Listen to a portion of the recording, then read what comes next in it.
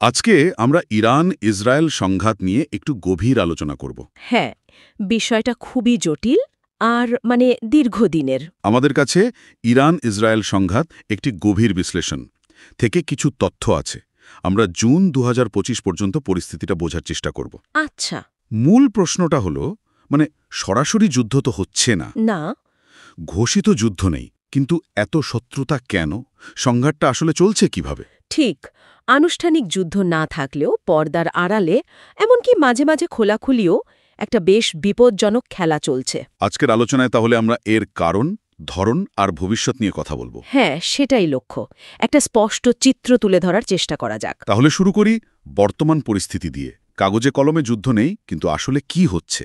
দেখুন, পরিস্থিতি যথেষ্ট উত্তপ্ত, যাকে বলে হাই টেনশন। ঘোষিত যুদ্ধ না থাকলেও প্রায় প্রতিদিনই ছোটখাটো বা মাঝারি ধরনের সংঘাতের খবর পাওয়া যায়। যেমন ধরুন, বিমান হামলা হচ্ছে একে অপরের উপর। হ্যাঁ, তারপর ধরুন সাইবার অ্যাট্যাক চলছে। আর সবচেয়ে বড় যে ব্যাপারটা, সেটা হলো প্রক্সি যুদ্ধ, ছায়া যুদ্ধ যেটাকে বলে। একদম। নিজেরা সরাসরি না লড়ে অন্য গোষ্ঠীকে দিয়ে একে অপরের ক্ষতি করার চেষ্টা। আচ্ছা, এই যে এত বছরের শত্রুতা, এর গোড়ায় কি? কেন এই দুটো দেশ এতটা মুখোমুখি অবস্থানে? কারণ মূলত দুটো। প্রথমত, ইরানের দিক থেকে যদি দেখি, 1979 ইসলামী বিপ্লবের পর থেকেই তাদের একটা মূল নীতি হল ইসরায়েল বিরোধিতা। তারা তো ইসরায়েলকে স্বীকারই করে না। না, একদমই না। শুধু তাই নয়, তারা ইসরায়েলকে মধ্যপ্রাচ্য থেকে মুছে ফেলার কথাও বলে। এটা তাদের আইডিওলজির একটা অংশ বলতে পারেন। আর ইসরায়েলের দিক থেকে তাদের ভয়টা কোথায়? ইসরায়েল আবার ইরানকে নিজেদের অস্তিত্বের জন্য সবচেয়ে বড় হুমকি মনে করে। এরও দুটো প্রধান কারণ। এক, ইরানের পারমাণবিক কর্মসূচি। তারা ভয় পায় ইরান পারমাণবিক বোমা বানিয়ে ফেলবে। আর দ্বিতীয় কারণ হল ইরান মধ্যপ্রাচ্যের বিভিন্ন সশস্ত্র গ্রুপকে যে সমর্থন দেয়, যারা সরাসরি ইসরায়েলের উপর হামলা চালায়। ঠিক, হামাস, হিজবুল্লাহ, এদের মতো গোষ্ঠীগুলো। এই প্রক্সি বা সশস্ত্র গোষ্ঠীগুলোর ব্যাপারটা যদি একটু বিস্তারিত বলেন।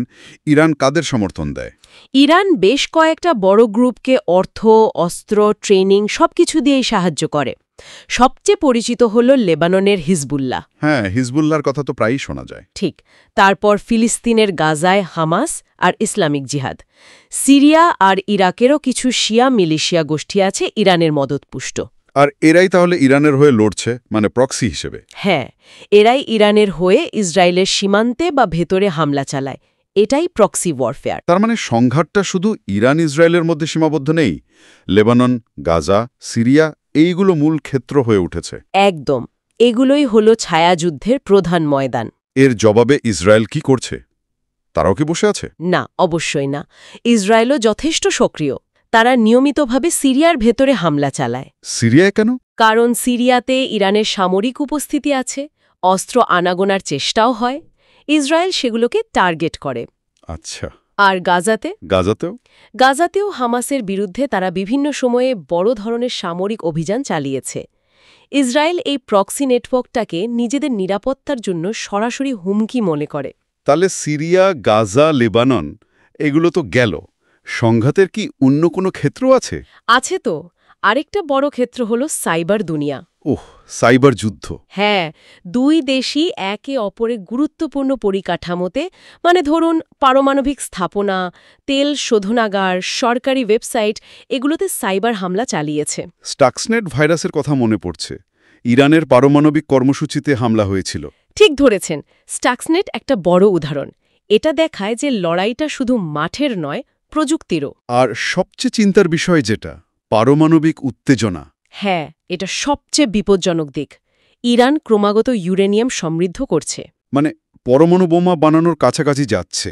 আন্তর্জাতিক পর্যবেক্ষকদের মতে তারা অস্ত্র তৈরির জন্য প্রয়োজনীয় উপাদানের খুব কাছাকাছি পৌঁছে যাচ্ছে বা গেছে। আর এটাই ইসরায়েলের জন্য রেড লাইন। ইসরায়েল তো প্রায়ই হুমকি দেয়। হ্যাঁ, তারা খুব স্পষ্টভাবে বলেছে ইরান যদি পারমাণবিক অস্ত্র তৈরির দোরগোড়ায় চলে আসে, তাহলে তারা প্রয়োজনে ইরানের পারমাণবিক স্থাপনায় সামরিক হামলা করতেও পিছপা হবে না।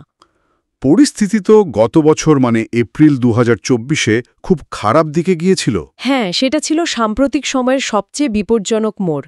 ইরান সরাসরি নিজেদের দেশ থেকে ইসরায়েলের উপর হামলা চালায়। এই প্রথমবার সরাসরি হামলা? হ্যাঁ, ইতিহাসে প্রথমবার। শত শত ড্রোন, মিসাইল দিয়ে, যদিও বেশিরভাগই ঠেকিয়ে দেওয়া হয়েছিল। এর জবাবে ইসরায়েলও তো হামলা করেছিল। হ্যাঁ, ইসরায়েলও সরাসরি ইরানের ভেতরে, যদিও সীমিত আকারে, বিমান হামলা করে জবাব দেয়। এটা কয়েক দশকের ছায়া যুদ্ধের পর খোলাখুলি সংঘাতের সবচেয়ে কাছাকাছি একটা অবস্থা তৈরি করেছিল। পুরো অঞ্চলটাই তো তখন যুদ্ধের মুখে দাঁড়িয়েছিল। একদম। বড় ধরনের যুদ্ধ লেগে যাওয়ার একটা আশঙ্কা তৈরি হয়েছিল। এ যে এত জটিল পরিস্থিতি, এতে আন্তর্জাতিক শক্তিগুলোর ভূমিকা কি? এখানে একটা স্পষ্ট বিভাজন দেখা যায়। আমেরিকা বরাবরের মতোই ইসরায়েলের পক্ষে, মানে সামরিক, কূটনৈতিক সব দিক থেকেই। আর রাশিয়া, চীন? রাশিয়া আর চীনের সাথে আবার ইরানের সম্পর্ক বেশ ভালো। তারা ইরানের দিকেই ঝুঁকে থাকে। জাতিসংঘ? জাতিসংঘ সাধারণত যা করে আর কি, উভয় পক্ষকেই সংযম দেখানোর আহ্বান জানায়, সহিংসতার নিন্দা করে, কিন্তু তাদের ক্ষমতা সীমিত। আর মধ্যপ্রাচ্যের বাকি দেশগুলো, আরব দেশগুলোর অবস্থান কি? তাদের অবস্থানটা বেশ মিশ্র আর খুব সতর্ক। মানে? কিছু উপসাগরীয় আরব দেশ আছে যারা ইরানকে নিজেদের প্রতিযোগী বা শত্রু মনে করে। তারা ভেতরে ভেতরে ইসরায়েলের সাথে সম্পর্ক ভালো করছে। আব্রাহাম অ্যাকর্ডসের মতো?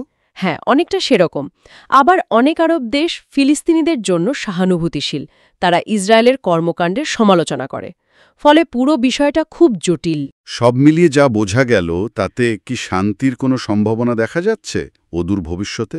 সত্যি বলতে খুব কম। মানে এই মুহূর্তে তো প্রায় নেই বললেই চলে। কেন? কি হলে হয়তো আলোচনা হতে পারত? দেখুন, যে শর্তগুলো পূরণ হলে আলোচনা হতে পারে, যেমন ইরান তার পারমাণবিক কর্মসূচি পুরোপুরি বন্ধ করবে, প্রক্সিদের সমর্থন দেওয়া ছাড়বে, আবার ইসরায়েল সিরিয়ায় হামলা বন্ধ করবে, এগুলো কোনো পক্ষের জন্যই এখন মানা সম্ভব নয়। অবিশ্বাসটা অনেক গভীর। প্রচণ্ড গভীর। ন্যূনতম কূটনীতিক যোগাযোগও তো প্রায় নেই। তাহলে আলোচনা শেষে মূল কথাটা কি দাঁড়াচ্ছে, সংক্ষেপে যদি বলি? মূল কথাটা হল, ইরান ইসরায়েল সম্পর্ক একটা ঘোষিত যুদ্ধ না হলেও এটা একটা অত্যন্ত বিপজ্জনক আর দীর্ঘস্থায়ী শত্রুতা, যা ছায়াযুদ্ধ, সাইবার যুদ্ধ আর মাঝে মাঝে সরাসরি সামরিক সংঘাতে রূপ নিচ্ছে। ঠিক। আর পারমাণবিক ইস্যু আর গত বছরের সরাসরি হামলা পরিস্থিতিকে আরও জটিল করে তুলেছে। একদম। আর এখানেই হয়তো আমাদের আজকের আলোচনার শেষ প্রশ্নটা। হুম। যখন দুটো দেশ একে অপরকে নিজেদের অস্তিত্বের সংকট মনে করে আর আলোচনার পথও প্রায় বন্ধ, তখন এই নিয়ন্ত্রিত উত্তেজনা কি সবসময় নিয়ন্ত্রণে থাকবে? নাকি যে কোনো সময় একটা ছোট্ট ভুল, একটা দুর্ঘটনা পুরো পরিস্থিতিকে একটা ভয়াবহ অনিয়ন্ত্রিত যুদ্ধের দিকে ঠেলে দিতে পারে? এটাই $1 মিলিয়ন প্রশ্ন। এটা নিয়ে ভাবনার অবকাশ অবশ্যই রইল।